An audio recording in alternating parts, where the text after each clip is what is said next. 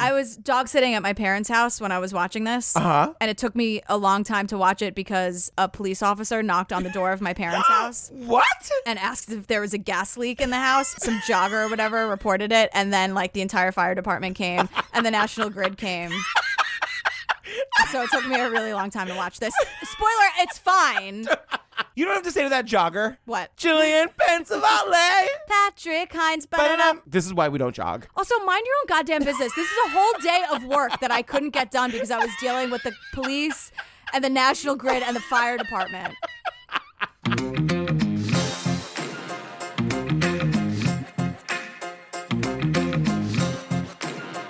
You guys, before we get to the show, let's really enjoy this time of me not having 10 live shows to tell you about. Oh, I love it. I love it. You guys, get in the Patreon if you want more Jillian and me. Lady Pates. Lady Pates. We just started the Lacey Peterson documentary. Oh my God. Girl, I've got a lot of conflicting emotions on this one. Well, yeah, I'm going to wait. Okay, that's on brand for you. Yeah, right? I am going to wait. Okay. You can also hear our episode-by-episode coverage of Serial Season 1. Lorena, The Jinx, The Staircase. Oh! 20 episodes of Making a Murderer. What? Remember? Madeline McCann. Remember Making a Murderer? I know, we did 20 episodes. The Casey Anthony documentary, that one was bonkers. Yeah. You guys, there's also ringtones, there's the after party. You guys, just a quick note about the after party. Like, we oftentimes talk about things that we've done, like live shows, and we play clips from them. Yeah. So we did that if you want to hear pieces of the Pride show, listen to that episode of the after party. It's not just us always sitting and talking. Sometimes it is, but I usually put in clips of the things we're talking about. Yeah, totally. Super fun times. Yeah. Sometimes we just hang out. Yeah. Sometimes it's really like you're at an after party and we're just chatting, talking about our lives. It's true, and that's fun too. It is. You know, corner table. I love our little spot at the after party. It's true, The me too. music is always the best. And I don't like uncy stuff, but when it's after party kind of 70s vibe, I can dig it. Uncy stuff? That's my drag name. As she takes a sip.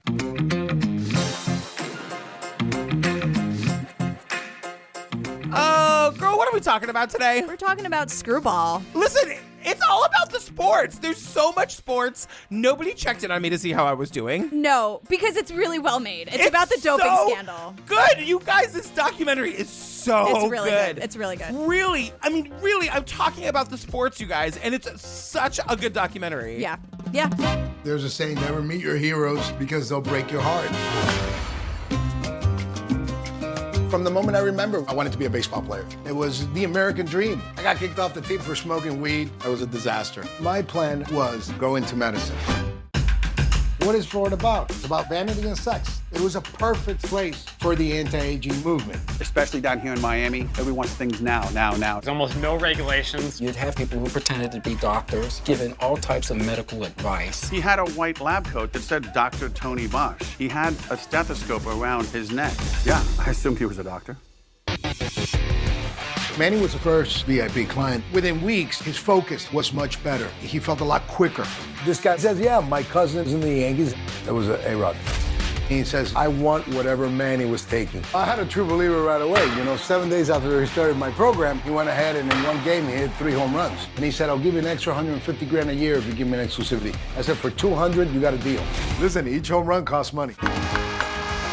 It was just an absolute clown show. Get rid of steroids now. This is my whole life, my legacy. You tell me why I should serve one inning. Tony Bosch is not a doctor. Tony Bosch is a drug dealer. Coke addict, bad son, bad father, bad brother, bad everything. What can you tell us about that? No comment. He's lucky he's not in the canal anywhere. This guy's connected. A lot of people involved. Don't do this. You're going to get killed. So I got my 9mm. For every sleazy thing Major League Baseball did in trying to pay witnesses, threatening people to cooperate, A-Rod and his crew were doing almost the exact same thing. You pretty much can forget the Hall of Fame. It was almost like, hey, Mom, I made it to the big leagues, but in a different way, You can't make this up. Look, we gotta say, this documentary opens, it's just insanity from second one. Well, let me also someone's got to say it. Yeah. It's so Florida. Yeah.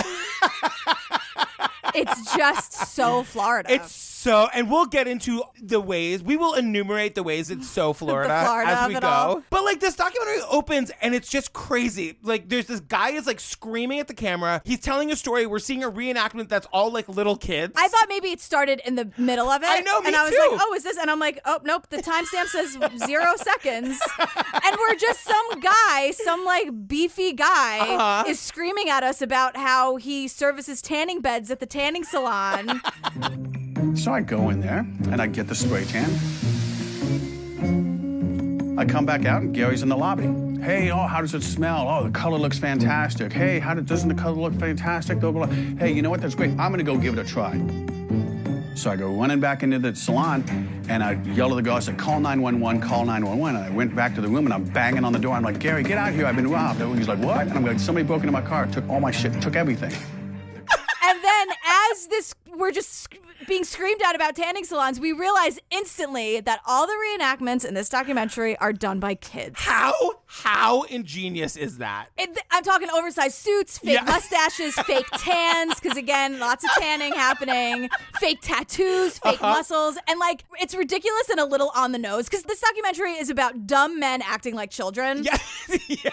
And it could, if it was done a different way, it would be like really kids playing men acting like kids, but I loved it. It totally worked for me. I thought it was hilarious. It never got old. And the thing about it too is that these little kids, these like 10-year-old little boys are doing like the guy who's telling the story has like obviously done that part first. So these kids are mouthing the words. It's like drunk history. Yes, exactly. Yeah. And these 10-year-old kids are doing it perfectly. The kids in this are really unbelievable. Yeah. I feel like they're the unsung heroes of this documentary, but we're going to change that. We're about to change. We're going to sing. Yeah. Kids, what is great with these kids today? Kids. So the movie really opens in 2007 at the Ritz-Carlton in Key Biscayne. Sure. So we meet this guy, Tony Bosch. I was living in a hotel room at the Ritz in Key Biscayne. It was private. I was looking for privacy. You know, I was going through the separation, through the divorce, and it was an emotional time. It was a time of decisions. Tony Bosch. Remember how I said it's just so Florida? Yeah. Tony Bosch is so Florida, it hurts. Another thing this documentary does that I love, that we've been asking for, is we get a lot of information on the person right away. So they do this cool graphic where we meet someone and then it's like a cool baseball card. Like they're very on brand. Yeah. And then like on the back of the baseball card, it has like their stats or their information. So he's a biohacker, biochemist, molecular medicine specialist, all of these things. Did you see the asterisk? They all have an asterisk. I was like, what is that asterisk going to say? I'm like, I know it's going to be something funny. The asterisk says self-proclaimed. So this guy's an idiot. Right? Yeah, totally. Okay. He's telling us this story about how he overhears these dude bro bartenders at like the Ritz-Carlton talking about their like regimen of like basically doping, of like taking steroids at the gym. And then so Tony's like the worst person in the bar because we were both bartenders who like has to insert himself in a conversation he wasn't having and then be a know-it-all about it. One day I was sitting at the hotel bar like I did probably at 3 or 4 o'clock every day, drowning my sorrows, and I overheard the bartender speaking with the other bartender, and they were discussing how they work out in the gym and what they use in the gym and how equipoise is better than Winstrol or how to take steroids, growth hormone, and performance-enhancing drugs. Listen, with all due respect, I don't want to get involved in your business, but I think you're doing that a little wrong. Whether you're a bartender or a patron, that's the worst dude in the bar, other than the one that women always have our eye on because we don't want to be assaulted by them. Other than that, this is guy, the second worst guy. Like, oh no! Let me give you some advice. He's also talking about how like he starts his day drinking at like 3 or 4. Okay. That's not no judgment. No stones. So he's talking about how like through these bartenders he meets their girlfriends and their girlfriends' friends, and this is how he starts what he's calling an anti-age business. Yeah, he literally takes a cocktail napkin and writes this regimen. Yeah. It all has to do with like low dosage of illegal things based on the time of day and all this stuff. So then their girlfriends, and it's kind of like a pyramid scheme where it's like they tell a couple people, they tell a couple people. Yeah. So really at the end of the day, I acquired my first clients at a bar at the Ritz. That's really the origin story of me in Miami starting my anti-aging clinic. But But it's also like, look, I'm not going to go crazy about this like I wanted to when I was watching it. We learn a million times over that Florida, where he lives, is like the anti-aging business capital of the world. Okay. Because it's full of people who are narcissists, who are self-obsessed. Anti-aging, guys, we just age. It's just a fact of life. Right. But it's so funny because they say that, right? But then it's also known as the place where people have like their third act or whatever it is. Like all the old people go down to Florida because they don't have to deal with shoveling their front walks in Queens. But we also find out that it's also like, and we know this from Facebook, that it's like full of people who've been arrested in 3 other states. Right. And they're like, I'm going to make a real new go of it in I'm going to start anew in Florida. Give me a break. I've seen cops. It all happens in Dade County or whatever.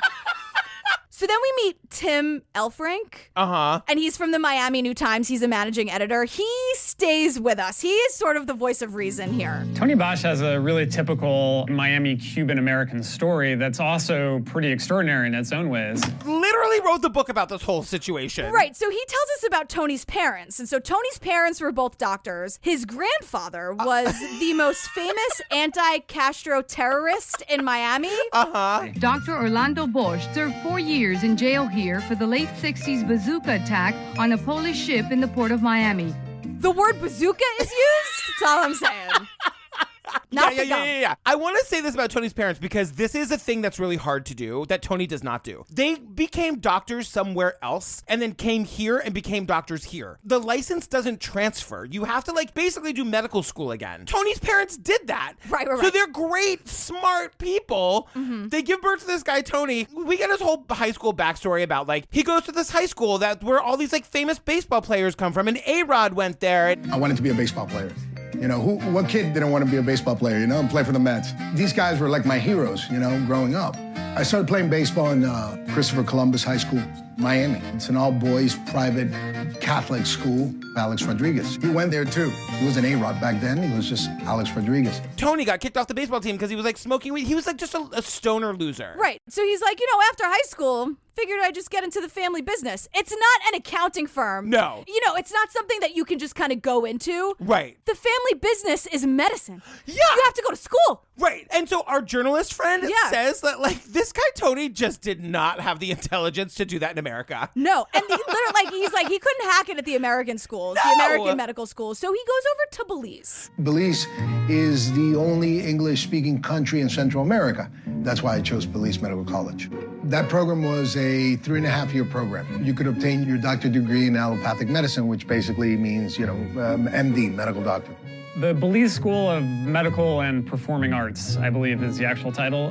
Let's just say it doesn't meet typical U.S. standards for a medical school. So Belize, I learned something new today. What'd you learn, sweetheart? So Belize is the only English-speaking Central American country. I did not know that Belize was like an English-speaking country. Okay. They say that. Great. But apparently you can go to the medical school in Belize and get your MD in 3.5 years. Well, the medical school in Belize also has the words performing arts in the name. Was that a joke or was that real? I need it to be real.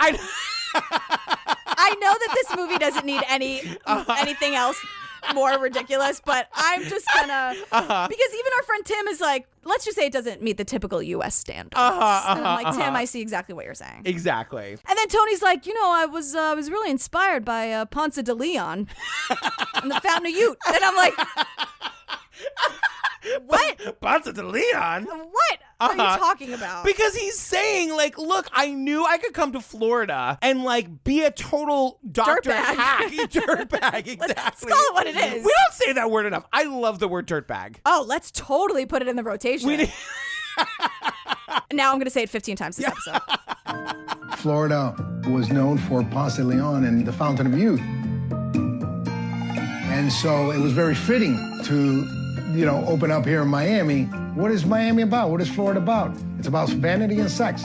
It was a perfect place for the anti-aging movement. The thing is, this anti-aging thing really explodes in Florida. Also, because there are no laws. They say so. Remember way early in the pod, we were talking about how, like, no rules Florida? Yes. They say, like, for real. The reason is because there's no regulation about the poison and chemicals and weirdness you can inject into somebody's body. It's true. Florida became the anti-aging capital of the world because of the laws in the anti-aging industry.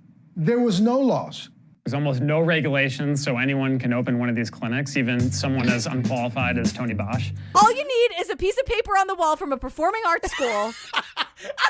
And you can inject whatever into somebody else and like pretend like this is a vial of your hopes and dreams and put it in their lips and face and it's going to be okay. No. We meet this guy, Jerome Hill. He's the Department of Health, but he tells us something really important about Tony. Yeah. Anthony Bosch was portraying himself as a medical doctor by giving people anti-aging supplements, testosterone, your HGH, and so on and so forth, which he was not licensed to do here in the state of Florida or in any other state in the union.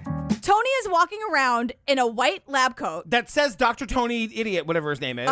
He is not a licensed doctor. No. So whatever he got in Belize does not mean that he is a licensed physician in Florida. That shit doesn't transfer. No. You know how like in Belize it takes 3.5 years to become a doctor? In America, it takes like 20 years. And he knows as much because he's getting his dad and all these people to loan him their prescription pads. So here's the thing. This was so eye-opening. This journalist guy tells us that all of these doctors, these real legitimate doctors, will retire in Florida and like to make extra money, they will rent out their prescription pads. And what that means is that they'll be like the quote head doctor or whatever of your clinic. They'll like be on the board or on the website or whatever. Yeah, and so then they can give you their prescription pad. You can write prescriptions on their pad for the shit you know nothing about what you're prescribing. He had a prescription pad from one doctor who died while the clinic was operating and was continued to be listed as a medical director for years after his death. I thought he was still alive, and then his partner told me no, he died. So I'm writing the prescriptions from now on. How is that legal? Florida, because Florida.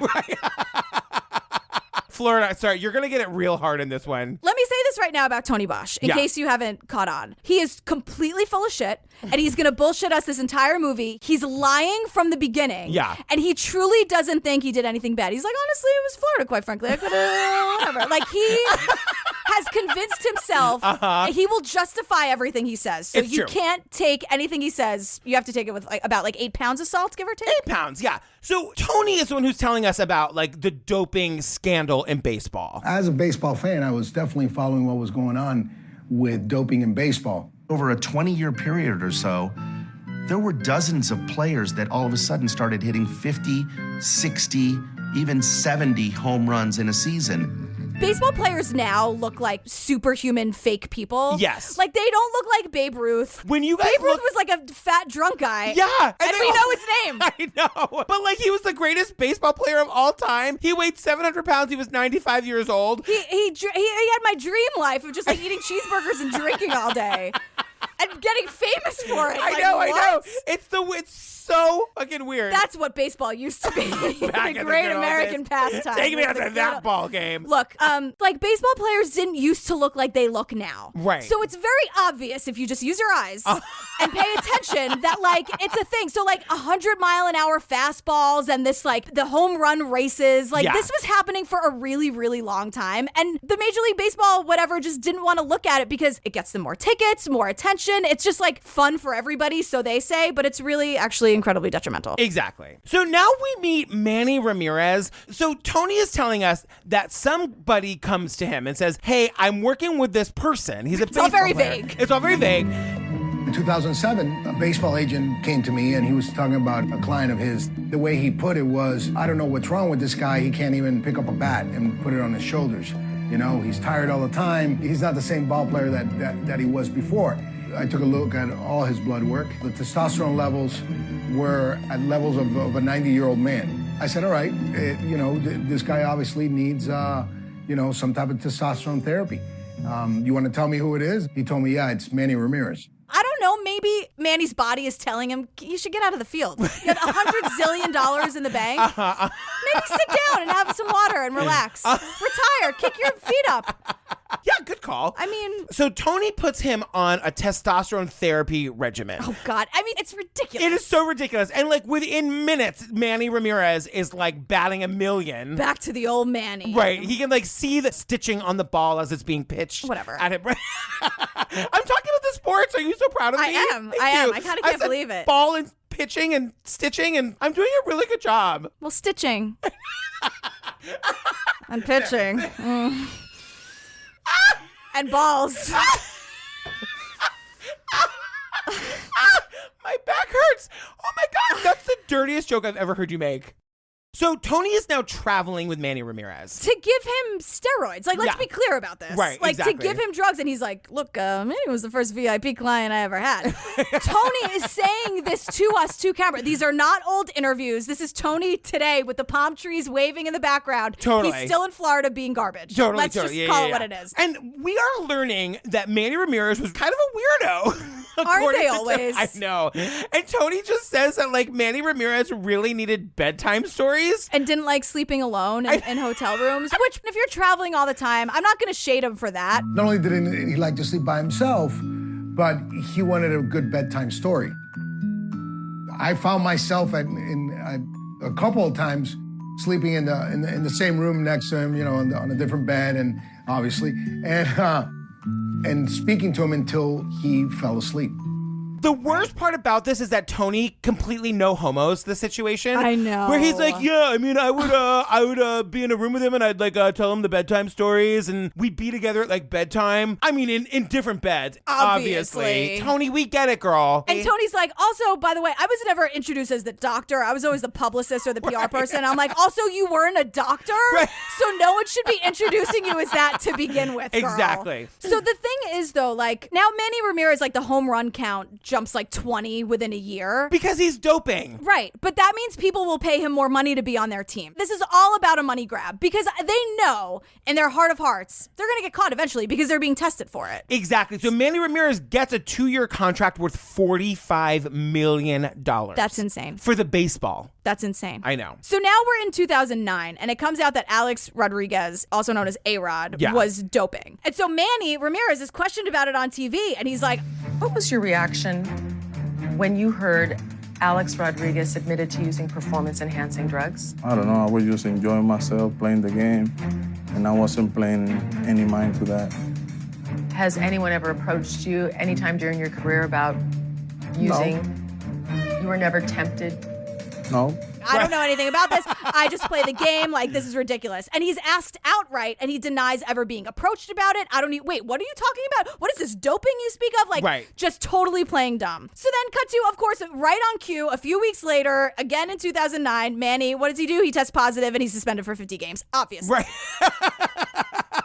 And Tony, the doctor who's giving him the dope, is like, yeah, there was a thing where he was only supposed to like take a little dose of things on a day off to balance his testosterone, and he made a mistake and he took it on a game day. And the whole thing, he's just playing dumb. He's like, I was told to see a doctor. I didn't know I was taking anything wrong. Like, I'm sorry. Just totally playing dumb. Exactly. So Tony is like really afraid that he's gonna like get raked over the coals. But then we learn that like Michael Jackson dies, Farrah Fawcett dies. On the same day, remember? Was it the same day? Yep. Oh, yep. God, what a day. And so Tony's story gets a kick to the back pages, and Tony's lawyer tells him, like, girl, lay low for a while. It's going to blow over. And my lawyer, you know, says, listen to me.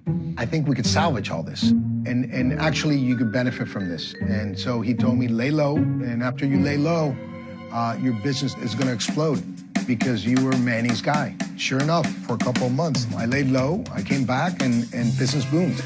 When word gets out that you're Manny's guy, everyone's going to come to you. I'm like, these guys are such idiots. $45 million isn't enough. And this is the thing that it just took me a while to get through my head, was that he's saying, like, Manny got busted. And so that's the reason everyone thinks that this guy's going to be in trouble. So my brain is like, why would anybody come to him? And the whole point is nobody cares. Nobody cares. They all know they're going to get busted eventually. Yeah. They just want the records now. They want the money now. Right. It's not about not getting caught. It's just about how much you can do between now and getting caught. And then we learn, because it's the anti-aging capital of the world, that it's not just athletes. It's real estate people. It's civilians. He had the police special. This is the part that really killed me. He was also providing this stuff to high school athletes. This is the thing I know. that really made me crazy, because it's like, if these dumb grown adult athletes who like zillions of dollars wasn't enough and they needed the stats, they're making their choices. Yeah. But we learned that parents, garbage parents, and coaches are bringing these high school kids to Tony so that they can ensure that they will be scouted when the scouts come to this like super famous high school for their future. When you start administering to high school teenage kids that are not adults, now all of a sudden you have absolutely crossed a line. And and especially if you don't have a medical license. And this is such garbage. It's so horrible because it's like the kids who aren't doing this, like the really good, healthy kids, don't stand a chance. Right, and then it makes me feel like such an old-timey person where it's like, remember the good old days when you'd hear that crack of the wooden bat and oh man, the peanuts were there and the popcorn and hey, bada. Like whatever happened to the good old game, you know? So then we meet this guy Oogie, not his real name Oogie. So he's a black market testosterone dealer. Seems like a nice guy. Nope. Oogie was a convicted criminal. He knew guys who had drugs around Miami, and he basically became Tony's black market source. We were consuming so much product that at times I had to go to the black market to purchase these products. And I would purchase it from Oogie. Oogie would get his drugs from a Brazilian guy in Kendall, which is a suburb of Miami, who would basically concoct testosterone in his garage. That was a big source for Oogie. He was a resourceful guy. He was sort of your typical street dealer who could get what you needed if you couldn't find it. Yeah, I've got a lot of questions about testosterone. Like, is it a thing that you actually have to draw out of a man's body, or can you create it? No, you can create it because according to Oogie and this guy Yuri, who we're going to meet in a minute, and Tony, people were making testosterone in their garages. That doesn't sound safe, you guys. That doesn't sound safe. What do you make in your garage? Meth, testosterone. If you're creating something in a garage in Florida, it's probably not good. So now this is the story of him meeting A-Rod, blah, blah, blah. He has 16 people who are like, I have a client. Ahem. Yeah. My cousin wants to meet with you. And I went to Tampa. It was a boutique hotel in Tampa. He knocked on the door, and when the door was open, it was A-Rod. It was Alex. So he goes into this hotel room, meets A-Rod, and the first words out of A-Rod's mouth are, I want whatever man he was taking. Also, remember, we have the most unreliable narrator we possibly could have for this story. But I do believe that A-Rod said that. Even if he didn't say those words, he was like, I want the money, I want the numbers, I'm going to get caught eventually, I don't care. Yeah. Give me it. Put the poison in me, I want it. So Tony walks us through how much money he was getting paid by these people. Yeah. So the down payment for A-Rod was $80,000, and then it was $12,000 a month in cash. And A-Rod's like, okay, girl, look, I want 800 home runs. That's the number I want. What is it going to take? And so what they land on is that A-Rod is paying him the $12,000 a month plus $200,000 a year to ensure that Tony won't work with anybody else. Yeah, exclusivity. Give me a break. But wait, can we also talk about, once again, Tony describes A-Rod as weird? My experience with Alex, I guess I got to summarize it as he was weird. He was like, my relationship with Alex, it was, I gotta tell you something, it was weird. In a word, it was weird. Because he says, like, Alex had this all-white apartment, and I was thinking about you and our OJ coverage on the Patreon, because there's all these scenes in the OJ stuff with OJ has all the TVs on blaring about, like, his news coverage. A-Rod had the exact same thing. But it was his glory days playing. Totally! And it's just like somebody had to edit that together for him. Another thing I was horrified by, which I think you as a gay man would also appreciate, he has this, like, beautiful apartment on the west side in Manhattan, and everything is white. The whole entire apartment was white. I'm talking about even the wooden floors. I thought it was just too white. That monster painted over these beautiful hardwood floors. He painted them white. I really have no room in my gay heart for that. I really don't. I know. You guys, to get like beautiful hardwood floors in Manhattan, it's very hard. So now we get the story about, once again, Tony is traveling the world with A-Rod now. Right. And so we get this insane story about how he would just inject A-Rod anywhere. Gas stations. There's this one story where he had to inject A-Rod at a nightclub. Alex had gotten 2 tables, and I was at one of the tables with Oogie. Everybody was bouncing up and down. And the reason this scene is so great in the movie is because he's telling the story, and in the visual, it's all these little kids, these like 10-year-old kids acting it out. Like unsing. They're unsing, and they have these like 10-year-old girls that look like Daisy doing bottle service. I know. Dressed appropriately, Totally. but still you know that they're like club girls. If you've ever seen like a nightclub service in Manhattan where you order a bottle, they come out with sparklers. They have it up over their head. And they have these 10-year-old girls walking through this like fake club with these sparklers and like bottles of Cristal. It's so well done. Also, another throwback, nothing about that is appealing or fun. No.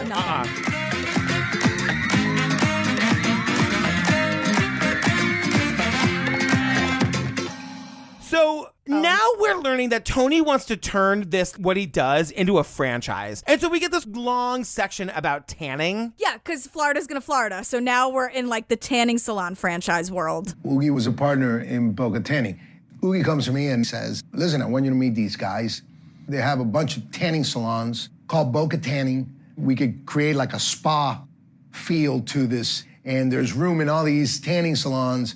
And so they want to talk to you about creating maybe a pilot program. The thing that I love, my favorite statistic about this movie was that Florida is literally called the Sunshine State, yet it has more tanning booths per capita than anywhere else in the country. I thought that was ridiculous. Why? Somebody from Florida, explain it to me. Also, I have to say, I'm going to get on my soapbox again. Tanning is so incredibly bad for you. It's so bad. It like is cooking your body insides from the outside. It's just, don't sit in those beds, you guys. know. It's so bad for you. It also just never looks good. Like, you just look orange. It always looks orange. Also, I grew up on Cape Cod, which I'm imagining has like one less tanning booth than Florida. It's like the exact same thing. I don't get it. I know. We opened up a pilot office at Boca Tanning. The pilot program was called Boca Body. And that's where I met Porter Fisher for the first time also. We're preaching to the wrong crowd right now because Porter Fisher you guys loves tanning. My vice happens to be tanning, and that's something I enjoy doing. The vitamin D, the warmth on your body, no matter how I feel when I walk into a tanning salon, if I spend some time in front of the bulb, I always feel better. And you try different lotions and your skin feels soft, dark. Everything about it is built to make you feel better about yourself, and you do.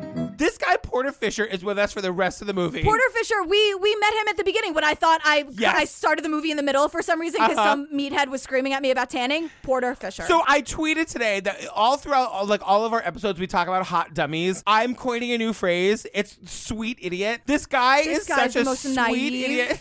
I mean, but he's like, I like spending time in front of the bulb.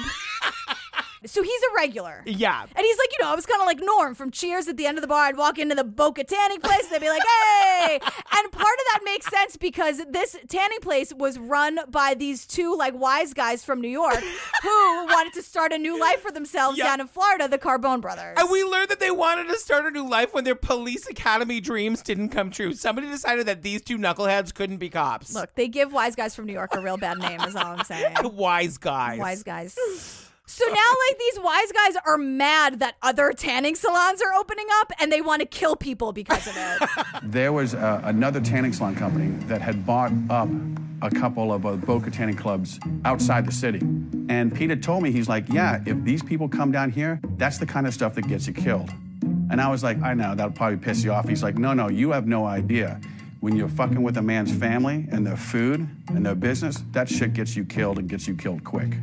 Because they're going to 100 and they're like, yo, these other tanning places are opening up. They're messing with our family and our food. We're going to kill them. And I'm like, it's just tanning. They did say our family and our food. This is what I hate about that. Like, just like not all Italians, you guys. Like, don't worry about it. Also, don't go to the state that has the most tanning places per capita if you're threatened by other tanning places opening up. But the thing is, this anti-aging place, this like whatever Tony's doing, is now in these tanning salons. Right, so he's opened up like a franchise called Boca Body. So Porter goes to see Tony, and like Porter is just like a sweet dummy, and Tony's like, oh, this guy Porter, he was so needy. I walked in the door to Boca Body, and there's Tony sitting behind a desk.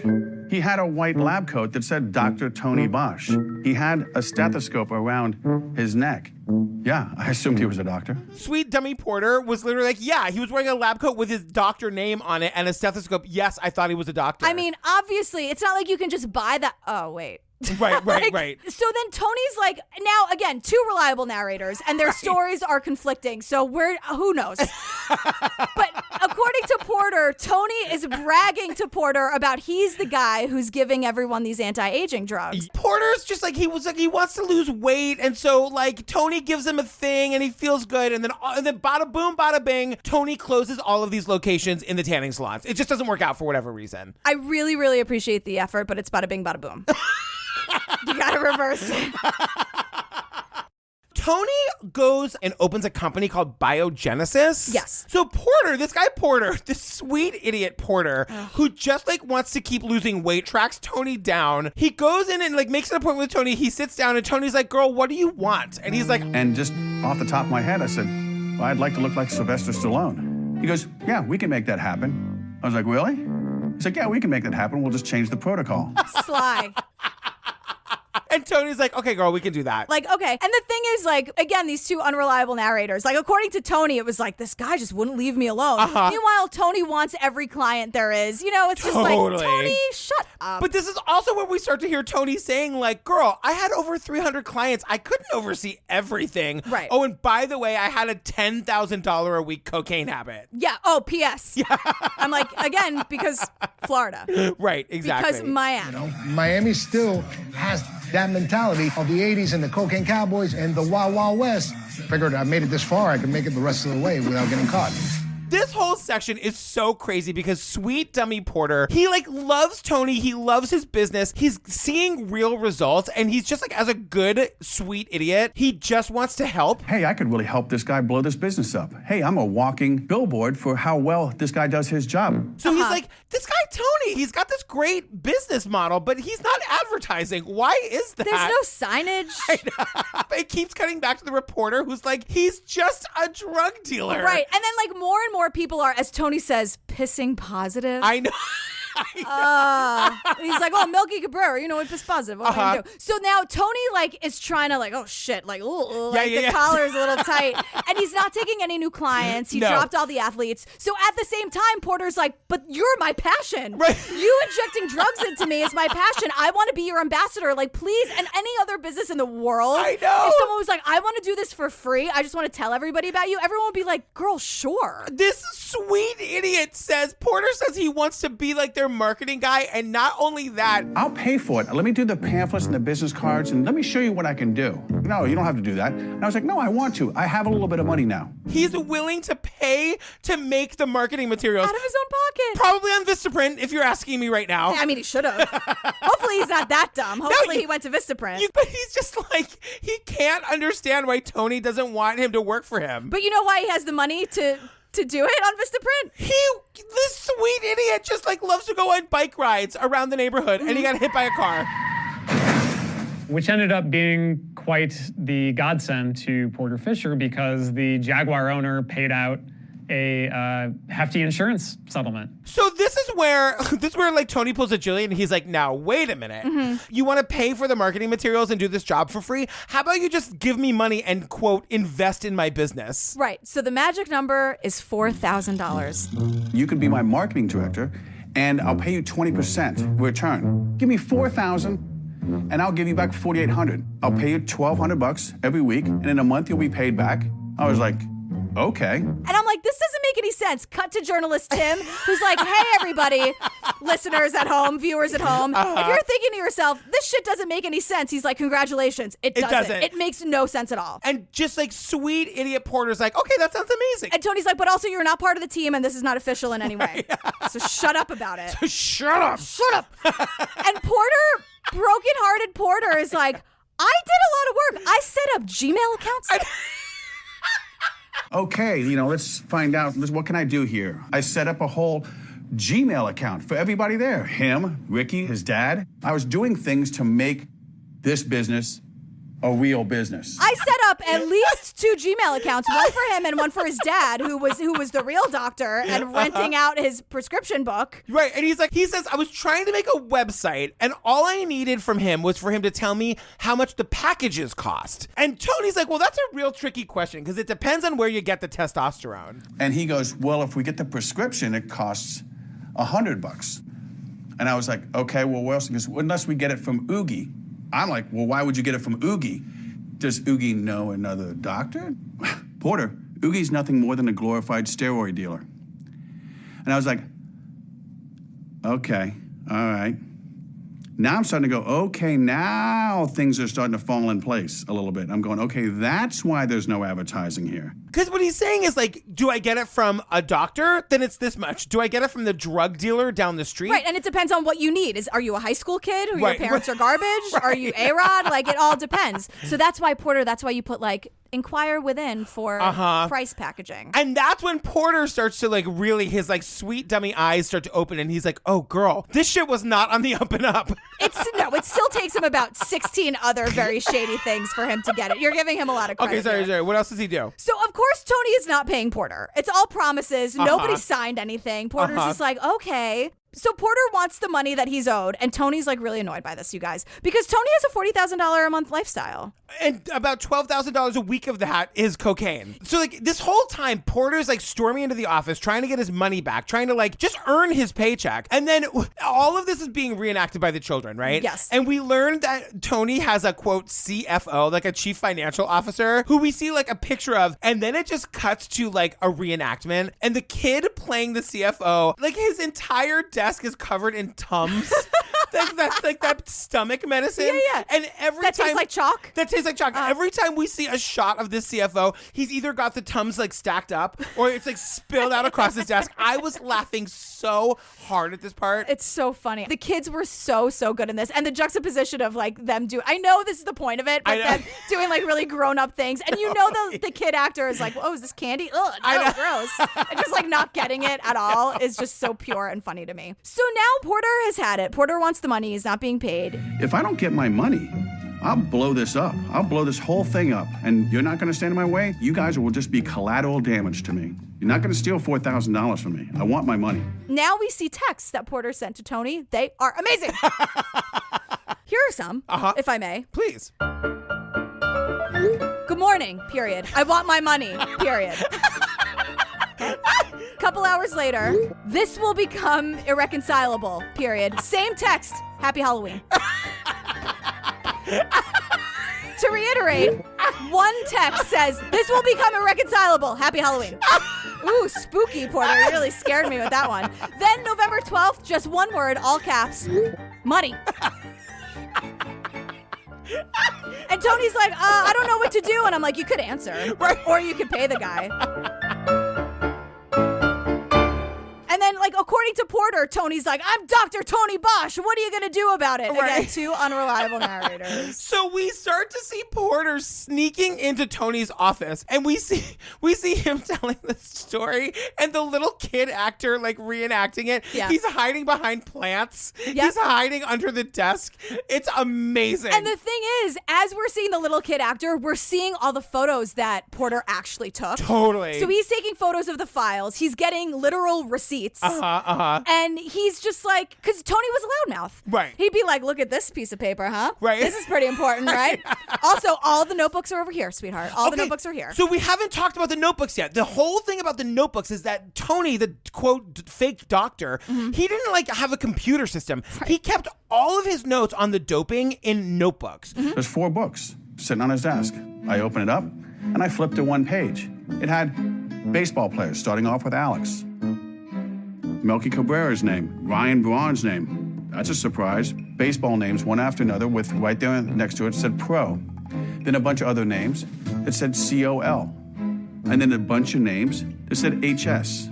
Hundreds, thousands of names. So it would say things like A-Rod. Underage high school kids. Right, exactly. I mean, it was so explicit, and he leaves these all in notebooks on his desk. Nothing is organized. Right. If you're going to do something like this, a criminal enterprise, you have to be super organized about it. And I don't You need a Steve. This guy would have so benefited by just hiring Steve. 100%.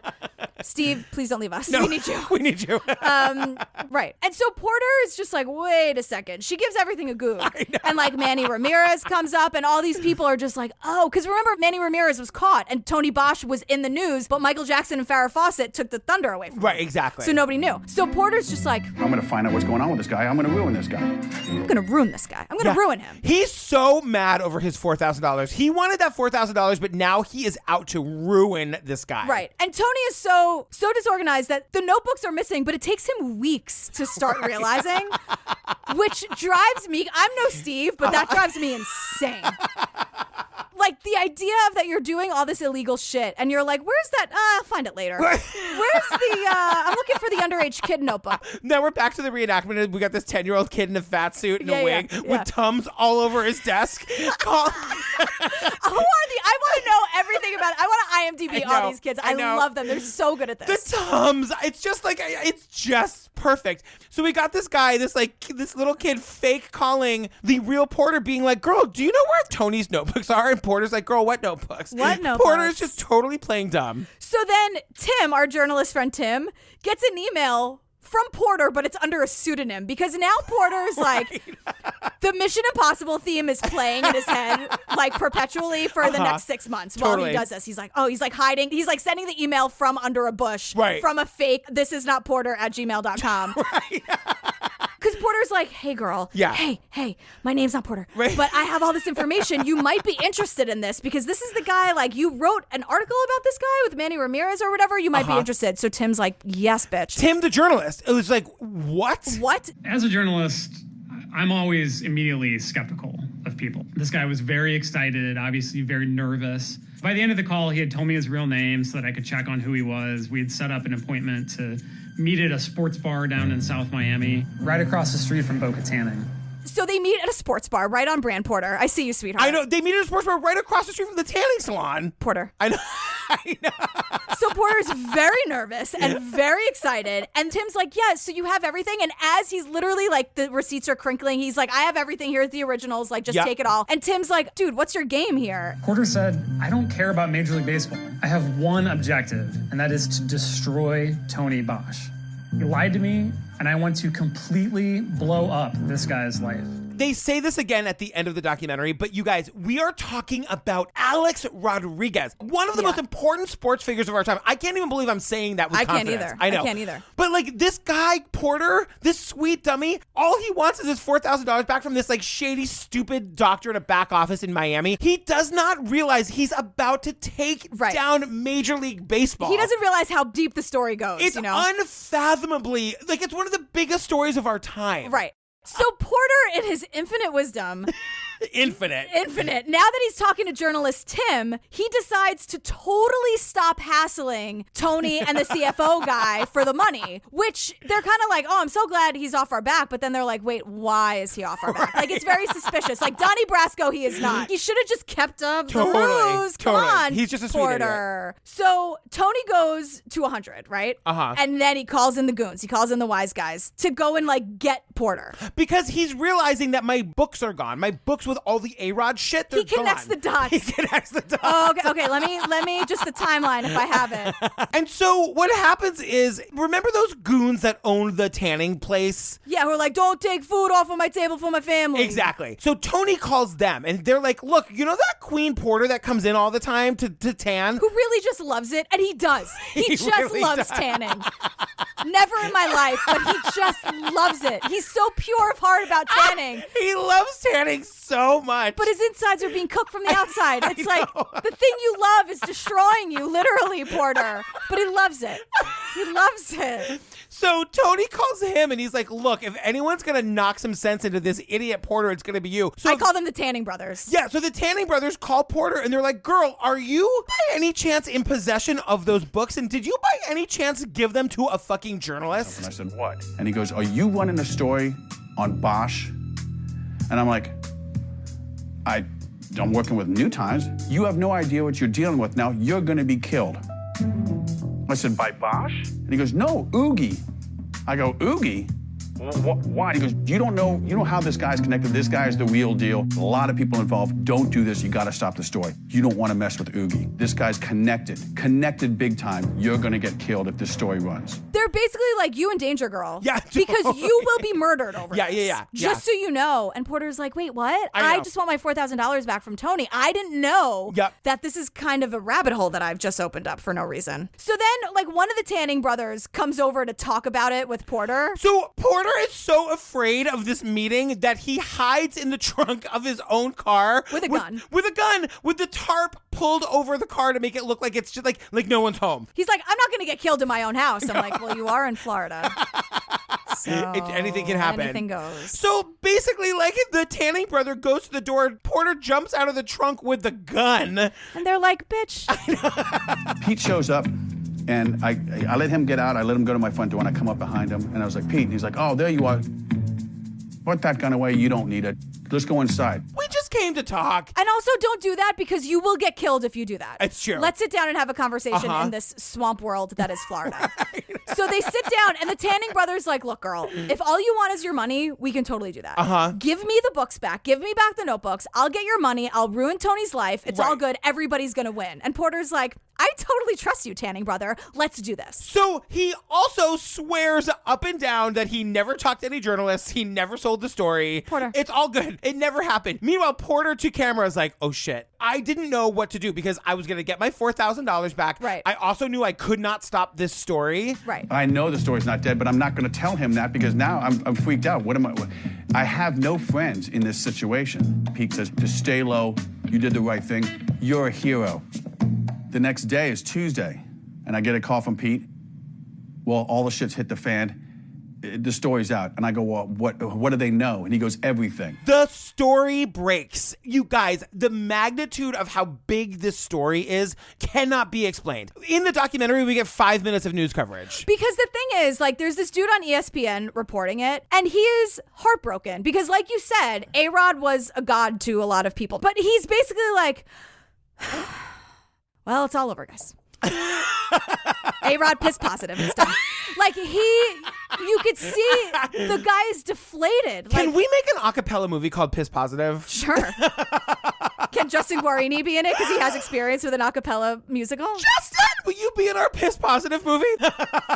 So then we are learning that, like, since the story has come out, Porter is totally in fear for his life. Then it cuts to all these legit reporters, and they're like, yeah, he should be in fear for his life. Right. Porter had basically gone into a complete panic after the story ran. He was concerned that his life was in danger, and he was right. It wasn't just the athletes. It wasn't just the steroid dealers. It was the carbones from the tanning salon. It was the connections a steroid dealer might have had, whether it had been some kind of organized crime. It was relatives or fans of some of these athletes. It's not as crazy as it sounds. When you start to realize the scope of the story and that there were prominent people that weren't athletes from Miami going to this place as well. Police officers, judges. So I basically shut down, and I was paranoid of everybody. He's lucky he's not in a canal anywhere right now. And now Tony the not doctor. Yeah, who wrote those books that Porter stole? That guy? Yeah. Don't say he wrote a book. He scribbled a bunch of shit in a notebook. Don't give him any credit. Right, he fine. wrote the book. Yeah. So he's on the run, obviously, because he has, like, A-Rod, these milligrams, Manny Ramirez, these milligrams. Like, his entire regimen is there. He makes a run for it, and he's like, kind of felt like Ray Liotta in that movie, Goodfellas. Which we see a clip of, which is kind of amazing. And he's like, without the helicopters, first of all, Goodfellas is amazing. Right. I actually totally agree with you on that. It's so good. Yeah, I love that movie. And it's like, Tony, you're injecting also underage kids. Right, exactly. You're injecting poison into people, and you're a drug dealer, so enough. But he's afraid that A-Rod's going to come after him, Major League Baseball. Like, whereas Porter has no idea the can of worms he's opened, Tony knows exactly what's in those books and what a big fucking story this is going to be. Right. And Porter kind of gets it in a little bit because now everyone's mad at everyone. The Tanning brothers and Tony and Porter and humanity and baseball fans, like, everyone's furious. The bottom line is that, like, everyone is losing their mind. A-Rod and his team are freaking out. The actual, like, Major League Baseball company or whatever, they're freaking out. Yeah. But it's important to slow down on the fact that Major League Baseball, they were playing just as dirty as everybody else. It is a mess, and it's all about the sports, and it's all over $4,000. Yeah, and it all comes back to the $4,000. Right. This is where the story really ends. Like, it comes out that A-Rod was doping. He tries to fight it. He's saying it never happened. And Major League Baseball, they have to cop to, like, their role in illegally, like, soliciting these documents. For what reason, we don't even really know. So Tony, like, gets a slap on the wrist. He's fined $3,000. Then he goes on 60 Minutes because he, like, ends up teaming up with MLB. Like, everyone is so shady. Yeah. Everyone is playing dirty. It's so gross and disgusting. And they're still doping to this day. So, like, what have we learned? I know. And like, honestly, like, what is the outcome here? You know what I learned? I learned that these kids actors were phenomenal. They were great. They were all amazing. The end credits are fantastic with the like bloopers, and they're so cute. I wish I heard them in it, but we just have, like, again, birdcage music at the end. And that's it. Do you know more about the sports? Nope. No.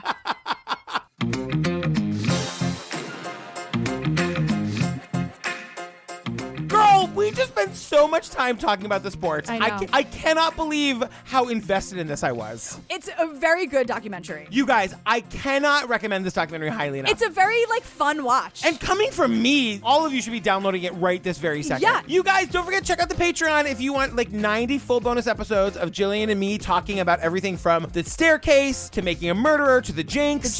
Lorena, OJ, Casey Anthony, Madeline McCann. Is that Madonna's Truth or Dare, Queen of Versailles. There's so many things we have just There's a lot. forgotten what they all are. Yeah. 90 full bonus episodes for you to get right this second. So many. The after party, which is super fun, ad-free episodes. Yeah. Just go to patreon.com/truecrimeobsessed or go to our website, click on the Patreon link. It's really fun. How about this? Lady Pates is the party, and then there's the after party tier. But Lady Pates Is the itself, party. she is a party. Oh, I love it. And if you want to go to the after party, you can go to the after party. But if you just want to go to the party, or if you don't want to come at all, you just want to stay home in your PJs, girl, I am with you. Girl, same. Girl, what are we doing next? Wrinkles the Clown. You guys, so Steve found this documentary. It is about this terrifying clown where? Florida. In Florida, that you can come to scare the living shit out of your kids if they're misbehaving. But Steve, we were working today in our separate workspaces, and Steve was like, "Can you come in here, please?" And watch the trailer together. So we had to watch. I'm. You guys, obsessed. it's truly, truly terrifying. I mean, it is truly, truly terrifying. Steve's first question was like, "Do you hate clowns?" And I said yes. And he goes, "Come on in here." Even Steve is on the side of the listener where it's like, if I hate it, we're doing it. So, girl, where can they find us? Many places. They're all on the internet, on the online. One of them is truecrimeobsessed.com, where you get our episodes, our calendar, promo codes, merch. See us live. We'll be back there soon. The Pates. We are True Crime Obsess on Twitter and True Crime Obsessed Podcast on Instagram. Where we're verified. I know.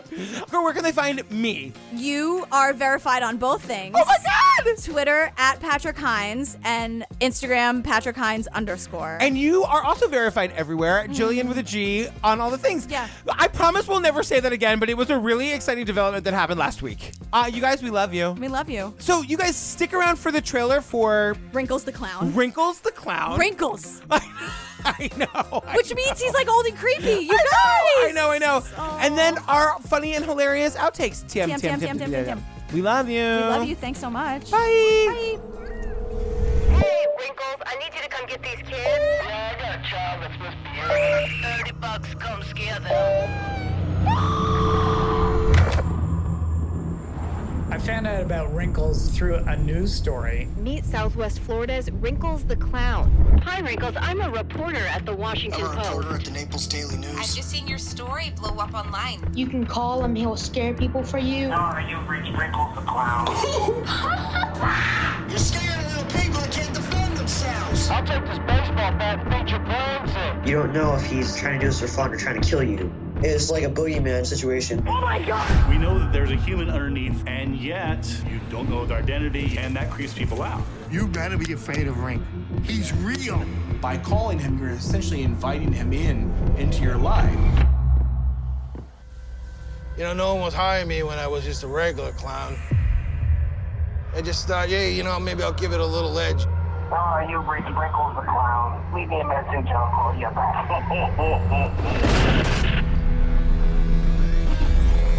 Guys, there's something outside.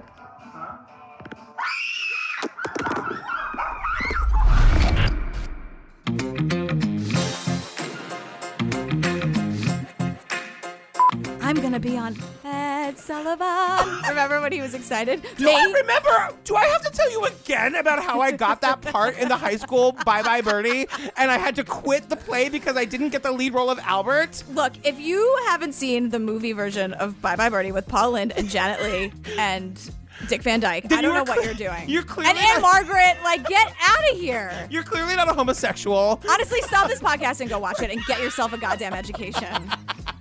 So the opening credits come on, and in my notes, I'm like, oh my God, it sounds like the Birdcage. I feel like I'm home. It sounds like the freaking Birdcage. It made me very happy. The gay man inside you really, really is very, very close to my heart. My parents raised me right. I don't know. This is a Golden Girls deep cut, but one of their friends, Barbara Thorndike, the author, wrote a book called So Dark the Waves on Biscayne Bay. Barbara Thorndike. You guys get in the Facebook group if you know the Barbara Thorndike episode. It's a classic. I'm trying to think of sports things that don't sound racy, and now I can't think of a single one. The outfield? All right, yeah. Foul ball? Fenway Park. Designated hitter, which should not be a thing, everybody. Right, Mike? See, I love my husband so much. The designated hitter is ridiculous. Find out eventually that John Cicada was in on this. Listen, John Cicada, if you don't remember who he was, like, I don't want to say, I don't want. John Cicada is in this, and John Cicada was doping with this guy, and I took that really hard. I had a friend of mine in grade school, his older sister was obsessed with John Cicada. That was also me. I was also obsessed with John Cicada. Were you Sumit's older sister? I don't know why we haven't been talking about damn Yankees this whole time. I don't know why we spent all that time on Bye Bye Birdie. Kids, what is great with these kids tonight? Kids. It's my Paul Lynde. You do a better Paul Lynde than me, which is saying a lot.